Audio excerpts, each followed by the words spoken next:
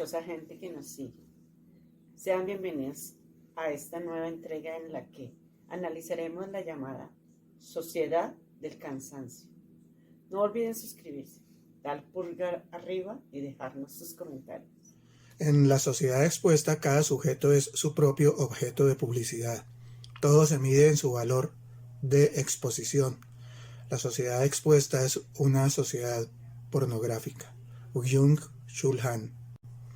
El filósofo, teólogo, escritor y, al igual que la sospechosamente que les habla, catedrático de arte y diseño, surcoreano, Byung-Chul Han, habla de la sociedad actual, denominada líquida por Bauman, disciplinaria por Foucault, etc., como sociedad del cansancio, tras contrastar con otros autores de diferentes periodos. Toma como punto de partida el mito de Prometeo, que se autoexplota a sí mismo hasta llegar a un cansancio infinito. Habla del, entre comillas, paradigma ideológico durante el siglo XX. Una cultura que establece diferencias entre el adentro y el afuera, el yo y el extraño.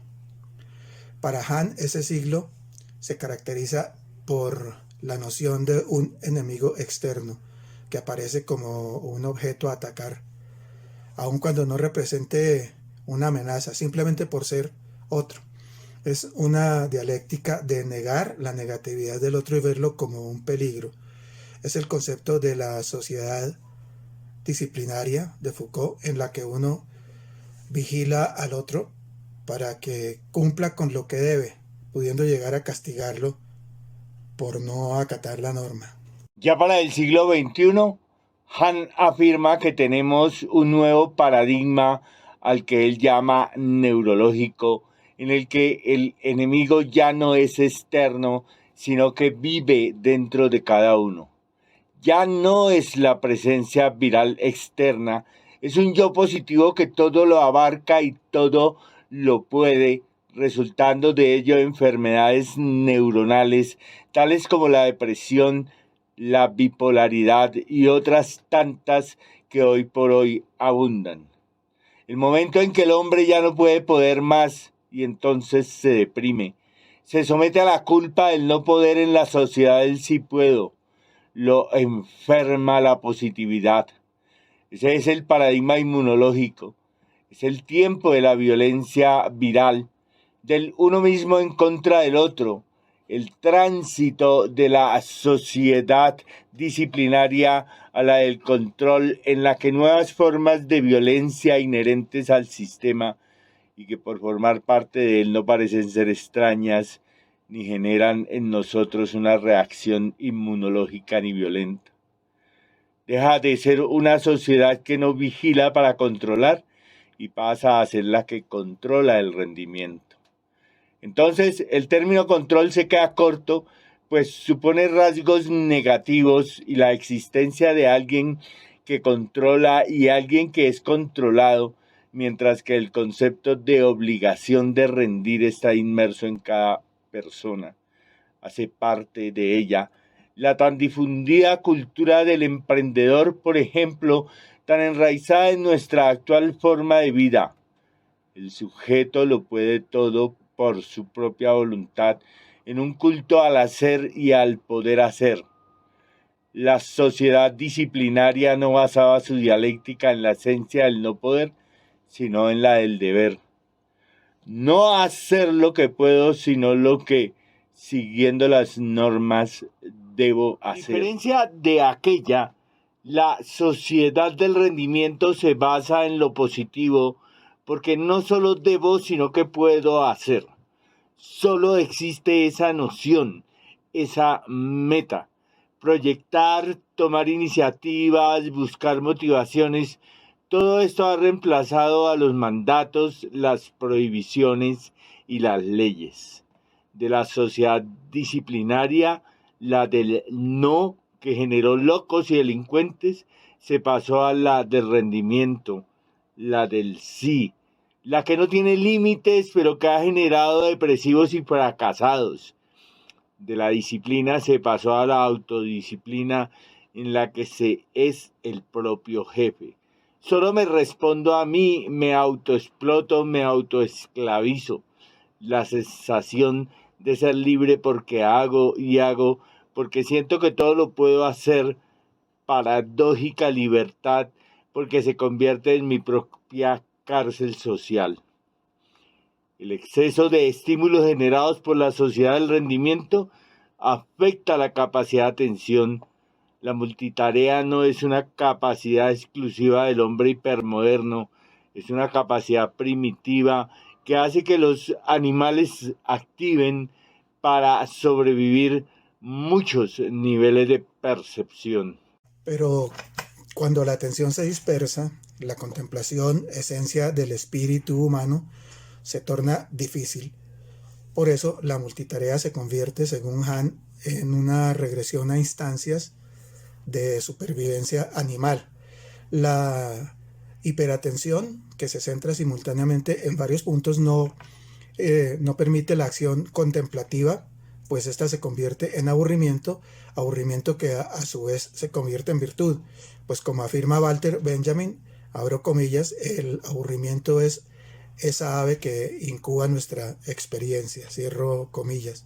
El que tolera el aburrimiento hallará nuevos espacios para la creación. El mismo Nietzsche recomendaba la necesidad de recuperar la capacidad de contemplación para alimentar el pensamiento y la mirada. Decía que se debía volver a aprender a mirar y a pensar, volver a acostumbrar el ojo a la contemplación sin someterse a los impulsos, controlar los instintos, aprender a decir no, porque esto convierte a la vida contemplativa en la más activa de las vidas al desarrollar una dialéctica entre la hiperactividad y la hiperpasividad. Es erróneo pensar que entre más activo se es más libre. En la contemplación está la verdadera libertad, detenerse. Ese interludio que, como en una pieza musical, permite tanto al intérprete como al auditorio reiniciar su espíritu para adentrarse en el siguiente movimiento. Hoy no hay espacio para eso, para el entretiempo. Todo es prolongación de un presente en el que no hay siquiera espacio para sentir rabia, sentimiento que requiere de una pausa para alimentarse. Hoy no hay tiempo para ella, solo para circunstanciales y momentáneos enojos que no generan cambio, en tanto la rabia, al generar pausas para detenerse y analizar y cambiar de estado, sí los produce. Las computadoras calculan y lo hacen más rápido que el ser humano, pues son positividad y rendimiento, son ellas, nada más. Dentro de ese orden de ideas, la sociedad y el sujeto son máquinas de rendimiento autista. Para Hegel, la negatividad permite una existencia llena de vida entre la existencia de dos potencias, la del hacer y la del no hacer, la potencia del no. Por eso el no hacer no significa no poder, sino una alternativa para completar el hacer. Si solo tuviéramos la capacidad de percibir y no la del no percibir, el mundo nos asfixiaría a punta de estímulos. Lo mismo que si solo pensáramos y no reflexionáramos. Entonces, la negatividad resulta así fundamental para la contemplación y la meditación, por lo cual la negatividad también es activa y no pasiva, ya que sin ella, donde todo fuera positividad, se estaría positivamente sometido al objeto. Así, el imperativo de vivir en una sociedad del rendimiento conduce a un rendimiento sin rendimiento, una permanente actividad sin pausa ni detención que lleva al agotamiento excesivo y sin razón, y que pide más y más estímulos para seguir o para no hacerlo, y entonces caer en la angustia. Una sociedad dopada a punta de estímulos que permitan a los individuos seguir rindiendo. Han afirma que hemos logrado construir una sociedad aislada, fragmentada, presa de un cansancio que destruye toda continuidad y cercanía. Nos seduce autoexplotarnos, oprimirnos en un permanente hoy, sin mañana. Fuente consultada Claudio Álvarez Terán. Nuestra sospechosa posmodernidad, sospechosa y cansada sociedad. Esta actual sociedad que ha venido constituyendo el mundo, un mundo que parece haberse desbocado y galopa sin control porque al parecer a quienes lo gobiernan y dominan no les interesa imponerlo, ha hecho que esa humanidad y esas tantas sociedades diversas de las que formamos parte todos, sintamos que galopamos sin saber hacia dónde en un salvaje potro al que no somos ya capaces tampoco de gobernar y sobre el que nos cuesta cada vez más trabajo sostenerlos, con la sensación de que al siguiente inevitable corcoveo saldremos despedidos, ignorando contra qué iremos a parar. Una sociedad cansada que no puede permitirse el lujo de admitir y mucho menos confesar que lo está, pero que siente que debe continuar, como sostiene Han, rindiendo a veces, ignorando igualmente para quién o para qué. El temor a la angustia que sobreviene cuando se hace una pausa porque se siente que no se tiene derecho a ella. El sentimiento de culpa porque creemos que nos estamos traicionando a nosotros mismos si nos permitimos algún pequeño receso, porque si lo tenemos, nuestra mente sigue conectada en función de rendir, rendir y rendir. Retomo entonces la analogía que planteé líneas atrás. Cuando se asiste a un concierto o una obra dramática y llega el interludio, ese momento en el que se escucha una composición más ligera y tanto el espectador como el concertista, la orquesta, en fin, entran en una pausa, la disfrutan y se reinician. Reinician sus espíritus para adentrarse en la continuación de la obra y dejar que sus espíritus vuelvan a volar en alas de la música hasta el final del concierto. ¿Qué pasaría si todo nos fuese descargado sin pausas, ni momentos de reflexión, ni tregua? Se pregunta esta mente que sospecha. Tal vez la descarga musical nos atosigaría de tal forma que no querríamos volver a saber de ella en mucho tiempo. Entonces se hace comprensible ese concepto de la negatividad que plantea Hegel. Esos momentos de pausa y, entre comillas, aburrimiento, que permiten que nuestra mente y nuestros espíritus se alimenten para aprender a ver y a pensar nuevamente, como lo planteaba Nietzsche. Pausar para pensar, para ver y reflexionar. Pretendemos rendir y ser eficientes a una costa de nosotros mismos. ¿Y para qué? ¿Para quién? Hemos sido sometidos y no nos dimos cuenta. Para una mente que sospecha resulta entonces casi que inevitable recordar a Hegel y su pasaje de la dialéctica del amo y el esclavo en su obra Fenomenología del Espíritu, en la que él ubica el inicio de las relaciones humanas. Cuando el ser humano, a diferencia del animal que desea cosas y las come, el ser humano desea los deseos del otro, desea que éste le reconozca y se le someta, iniciándose así una lucha a muerte. Cuando alguno de los dos le teme a la muerte, perdió, es sometido por el otro. En toda relación humana ocurre, en el amor, en la amistad.